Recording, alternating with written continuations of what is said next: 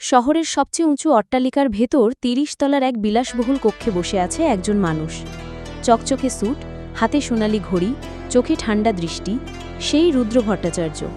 ৪৫ বছর বয়সী এই মানুষটিকে শহরের সবাই চেনে, কিন্তু কেউ তার সামনে দাঁড়াতে সাহস করে না। রাজনীতিবিদ থেকে শুরু করে পুলিশের বড় অফিসার, অর্ধেক শহরই তার টাকায় কেনা। রুদ্রর একটা নিয়ম আছে, কোনো কাজের আগে সে দামি হুইস্কি ঢালে এক গ্লাসে, তারপর ধীরে ধীরে বলে ওঠে, জীবন এক খেলনা, আর আমি এই খেলনার মালিক। রুদ্রর অতীত কেউ ঠিক জানে না সে কোথা থেকে এসেছে। শোনা যায় একসময় সীমান্তে অস্ত্র চোরাচালান করত, তারপর ধীরে ধীরে আন্তর্জাতিক দুনিয়ায় পা বাড়ায়।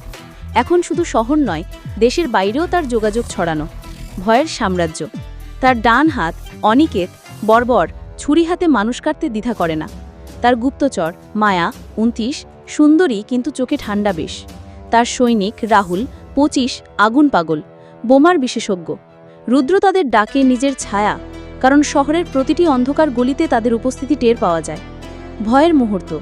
সেই রাতে রুদ্র বিশাল টেবিলের সামনে দাঁড়িয়ে বলল, শহরটা এখনো পুরোপুরি আমার নয়। একটা নাম বারবার কানে আসছে, আদিত্য খান। অনিকেত মাথা নত করে বলল, স্যার, তাকে শেষ করতে শুধু একটা ইশারা দিন। রুদ্র ধীরে ধীরে হাসল, না, তাড়াহুড়ো নয়। খেলা যত দেরি হয় মজা তত বাড়ে। প্রথমে তার মানুষগুলো ভাঙবে, তারপর তার হৃদয়, শেষে রাজাকে নামানো হবে। ছায়ার ঘোষণা। রুদ্রর ঠোঁটে সেই ভয়ঙ্কর হাসি ফুটে উঠল। সেই জানালার বাইরে তাকালো, নিচে হাজার হাজার আলো, মানুষে ভরা শহর। তার কণ্ঠে কেবল একটাই ঘোষণা, এই শহরে আলো জ্বলবে, কিন্তু ছায়া থাকবে আমার। শহরের পুরনো বাজারের ভেতর অন্ধকার গলি। বৃষ্টির পানি টপ টপ করে পড়ছে টিনের চাল থেকে। হঠাৎই গলির ভেতর বন্দুকের গর্জন, ঠাস ঠাস ঠাস।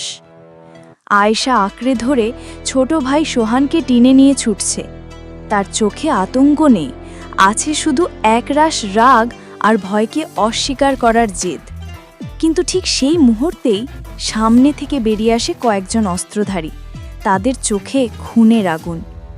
আয়েশা থেমে যায়, বুকের ভেতর কাঁপন হলেও হাত শক্ত করে ধরে ভাইকে। অপ্রত্যাশিত আগমন। হঠাৎই পিছন দিক থেকে শোনা গেল ভারী গাড়ির চাকার শব্দ। একটা কালো এসইউভি এসে দাঁড়ালো গলির মুখে। গাড়ি থেকে ধীরে ধীরে নামলো এক লম্বা মানুষ, আদিত্য খান। কালো কোটে ভিজে গেছে তার কাঁধ, কিন্তু তার চোখে অদ্ভুত ঠান্ডা ঝড়। শত্রুর দিকে তাকিয়ে সে শুধু একটাই কথা বলল, যদি বাঁচতে চাও পেছনে সরে যাও, এটা আমার রাস্তা। শত্রুরা কাঁপল, কারণ এই নাম আদিত্য খান শহরের অন্ধকার দুনিয়ায় মৃত্যুর সমার্থক। প্রথম চোখাচোখি। আয়েশা অবাক হয়ে তাকালো এই মানুষটার দিকে, যাকে দেখে মনে হয় খুনি, অথচ যার দৃষ্টি যেন গভীরে কোথাও লুকানো কষ্টে ভরা। কিন্তু তার মনে হঠাৎই জ্বলে উঠল এক তীব্র ঘৃণা। এটাই সেই মানুষ যে এই শহরের অর্ধেক অপরাজর রাজা, যার মতো মানুষই তার বাবাকে মেরেছে। আয়েশা দাঁতে দাঁত চেপে বলল, তুমি যদি সত্যিই মানুষ হও, তাহলে বন্দুক দিয়ে নিরীহ মানুষ বাঁচানো নয়, তাদের রক্ষা করা শেখো। আদিত্য এক মুহূর্ত তার দিকে তাকিয়ে রইল, তার ঠোঁটে ক্ষীণ এক হাসি ফুটল। তুমি ভুল শহরে এসেছো মেয়েটা, এখানে বাঁচতে হলে রক্তের দাম বুঝতে হয়। অপ্রকাশিত টান। বৃষ্টির ভেতর ১ সেকেন্ডের জন্য চোখে চোখ পড়ে গেল দুজনের। একজন অন্ধকারের রাজা, আরেকজন প্রতিশোধের আগুন। দুজনেই জানে এই পরিচয় কোনো সাধারণ কাকতালীয় ঘটনা নয়। ভাগ্য তাদের মুখোমুখি করেছে। এখন থেকে পথ একসাথে বাঁক নেবে।